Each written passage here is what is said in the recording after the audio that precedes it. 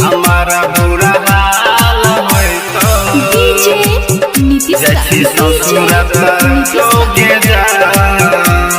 Recording by Rajeev rock film Mangura Nawada Mangura. हमारा बुरा हाल होई तो जैसी ससुरत जोगे जान। हमारा बुरा हाल होई तो जैसी ससुरत जोगे जान। हमारा बुरा हाल होई तो सोची सोची सुनेगे पगली यारावा पागल होई तो जैसी ससुरत जोगे जान। हमारा बुरा हाल होई तो जैसी ससुरत जोगे जान।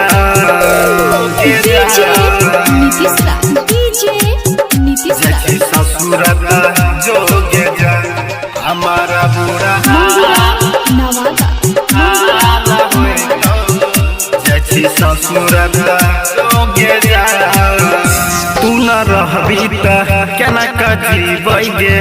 फाटल दिल अपन सुया ससीबै गे। फाटल दिल अपन सुया ससीबै। तू न रहबी त केना कजीबै गे।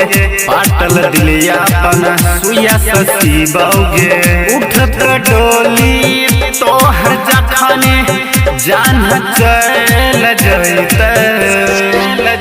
जैसी ससुरत जोगे जान। हमारा बुरा हाल होई तो जैसी ससुरत जोगे जान।